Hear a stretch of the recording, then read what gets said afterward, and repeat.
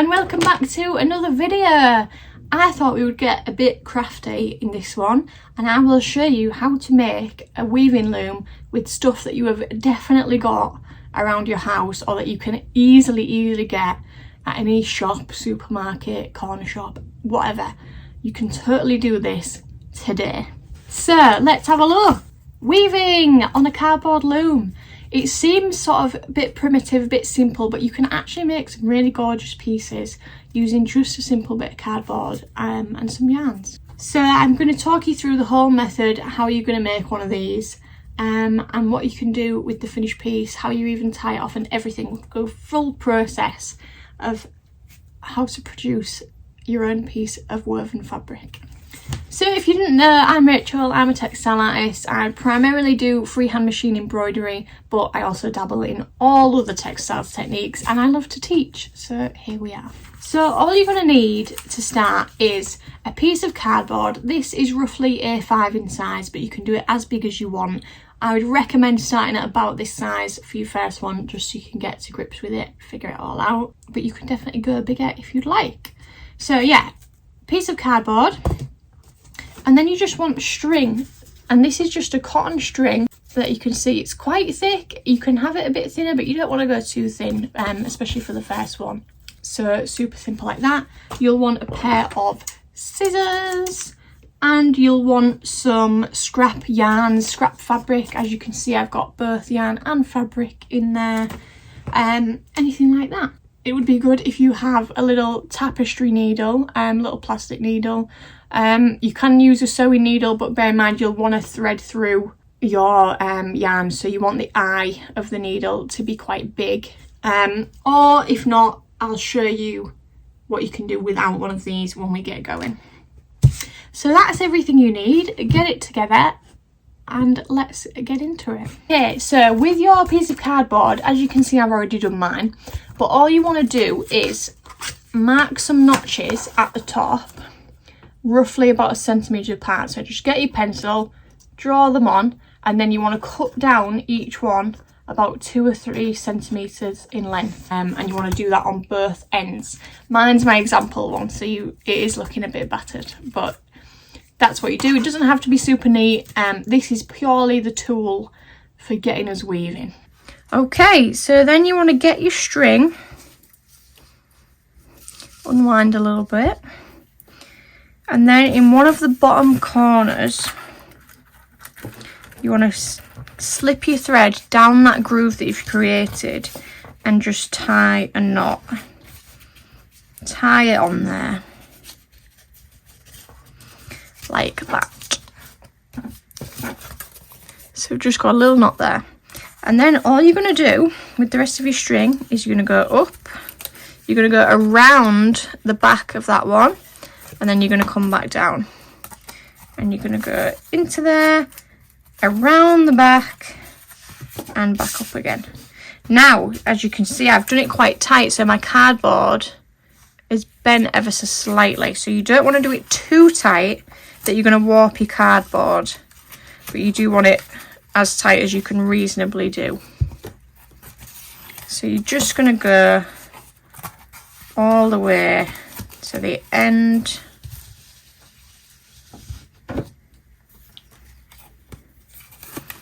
around the back of each one, and it looks like this on the back if you're doing it right. Okay.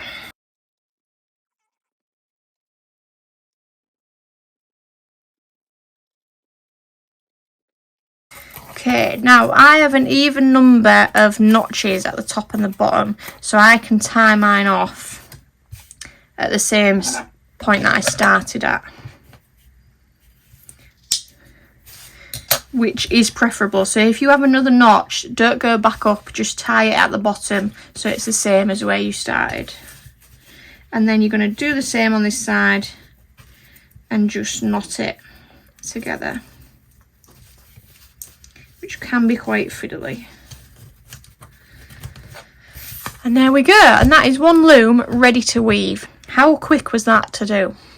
Okay, so now we've got that set up, we are ready to weave. So all you need to do is get a little bit of yarn of your choice.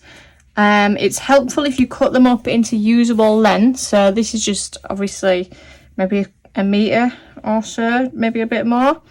And then we're going to get our tapestry needle and thread it up. Now, if you haven't got a tapestry needle, let me show you what else you can do.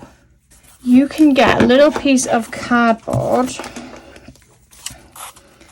cut the end off this here. And you can make what is known as a shuttle. I'll just make it a little bit thinner. So this is known as a shuttle in weaving. And all I'm going to do is cut a slit in each end. Get another bit of yarn to show you. And all you do is you wrap your yarn around the shuttle. So you see I just cut them slits and now it's just going into those.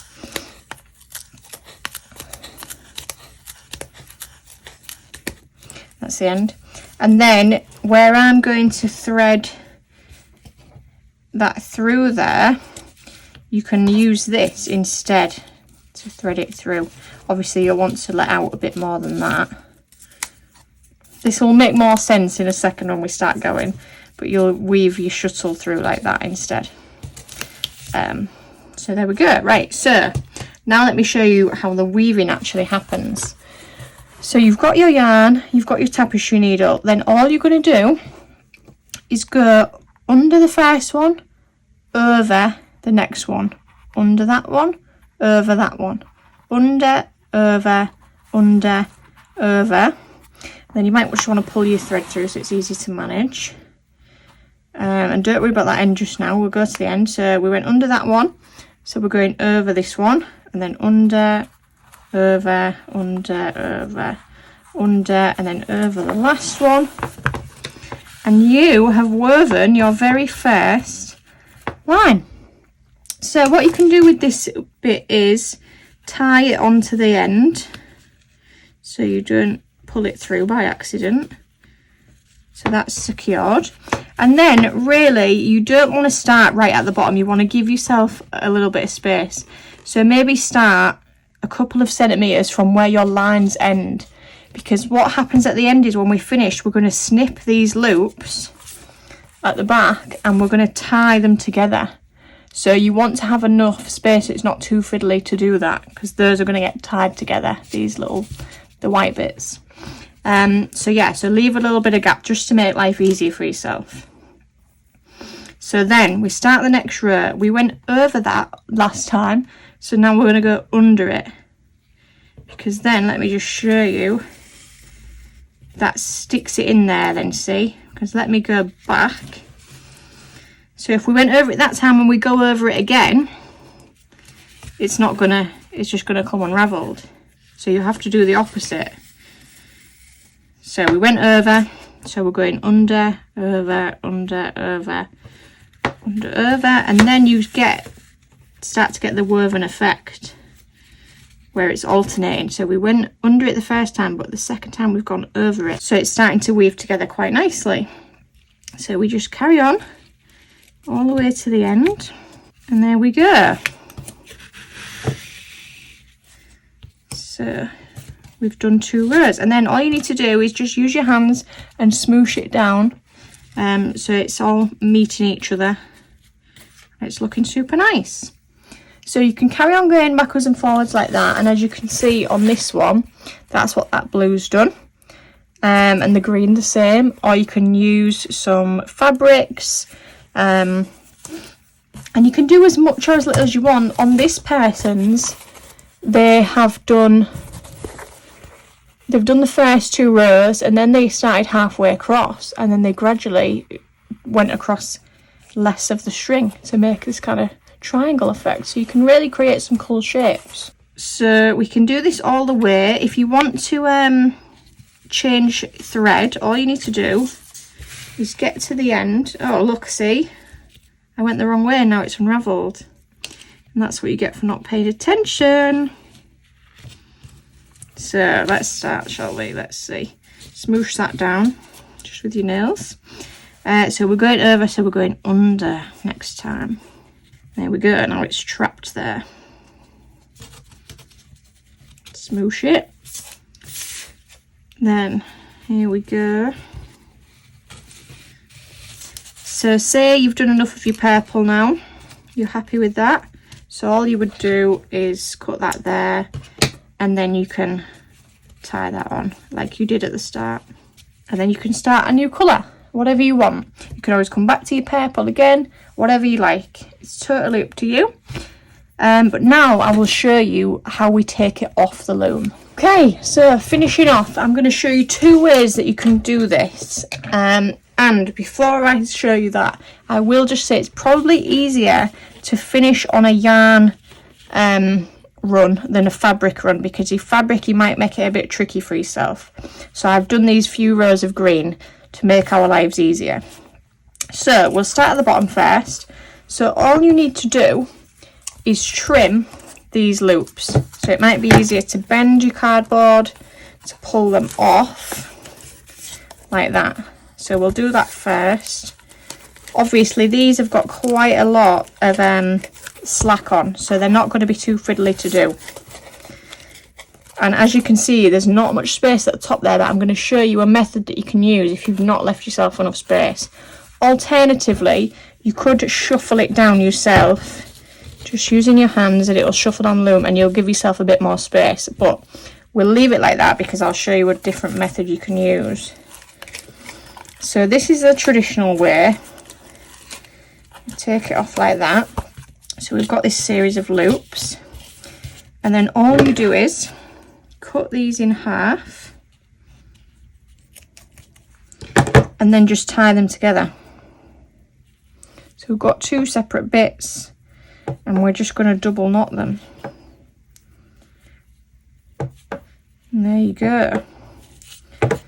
And that's done. It's not going to go anywhere now. So all that above there is stuck there. So you don't have to worry about it unraveling. So just do the rest.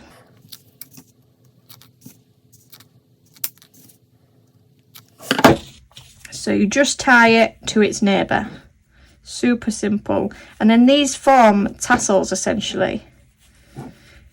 So a top tip would be, if you really want to get into it, so this is called, the threads are called the warp.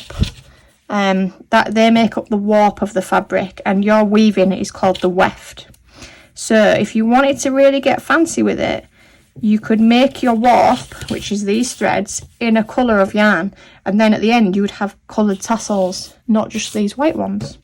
So that's my top tip, but obviously white is fine. And then also, if you do a different coloured warp, where it does show through in odd bits, particularly where you've done the fabric, it will be a specific colour, so you can work that sort of into your design then. It's not just flashes of white showing through, it'll be a colour that you've picked that probably complements your design.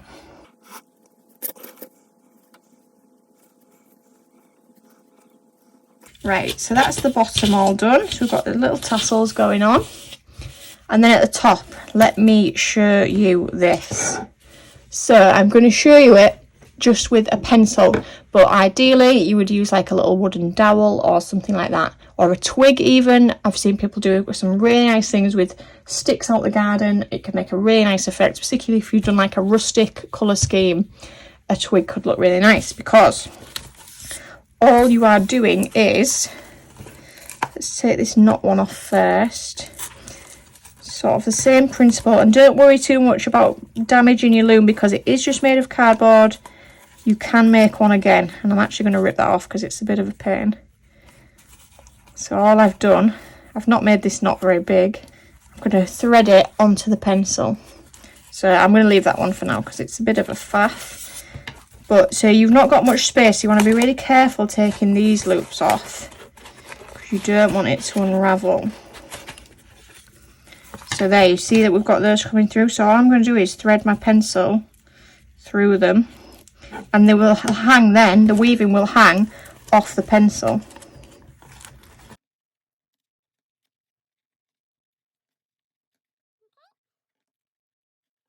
So here we go.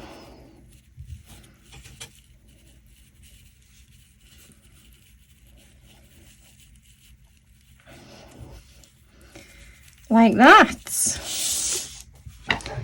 So then you've got a little hanging weaving with tassels at the bottom and some kind of nice dowel at the top. So final thing, final thing. Your little end parts that where you've been tying on your yarns, you can simply just grab your little tapestry needle and weave them back in. So go to whatever you think is the front or the back. I actually like that more as the front. So we'll have that as the front and this is the back because we've got sort of random bits of fabric there. So all you want to do is thread them onto your needle and then just guide them through the back of some of your stitches. And it can be quite fiddly, but if you do it carefully, you only have to go through 3 or 4. Weave that through there and snip it off. So now that's secured, it's not going to go anywhere. So we've got some here. So we've got fabric there, so I'll try and get it through these and that'll do it. And you won't be able to see this on the front as long as you're not going all the way through the whole thing. And that's the major ones done, isn't it? So we can see how that looks. So you can't see it on the front. Super easy. And there you go, one hanging. So I hope you enjoyed that little craft. So top tips, as I said, use an actual colour for your warp thread rather than just white, and that'll really incorporate into your piece. Get a little dowel or a twig from your garden for your top piece. Or you can do tassels both ends, of course, but that is a good way if you've not left yourself big loops to tie knots in. That's a good way to deal with that. And then obviously that's ready to go, like hang on a wall or something. So you can make wall hangings. I've had people make really skinny ones, so just maybe use 4 or 5 of the threads and make a bookmark, and that has tassels at both ends. Or you could make, this is like a little square, so it could have been a coaster, which could be quite nice. And you can trim these to whatever length you want, and you could also maybe try and weave the threads through the back so you can't even see them. Totally, the possibilities are endless with this, so I would really recommend that you give it a go. But the world is your oyster when it comes to this kind of thing. So yeah, all I would do with this now is get a little bit of string on each side there and hang it like that. Super easy. But yeah, like I said, you can make bookmarks, coasters. I'm thinking about doing one of these, but like more A4 size, to make little placemats. Honestly, if it's a fabric, you can make it in this way. That's essentially what you're doing, is you're weaving your own fabric. So yeah. And another thing is, if you really want to get super technical, make these gaps. So we made these 1 centimetre apart, make them smaller and you'll get a tighter weave. Yeah, just experiment with it and have fun with it. I hope you enjoyed this video, and if you'd like to see more tutorials, please drop me a comment saying what you would like, or if you don't know and you just want more tutorials, feel free to say that. But if you do want something specific, let me know.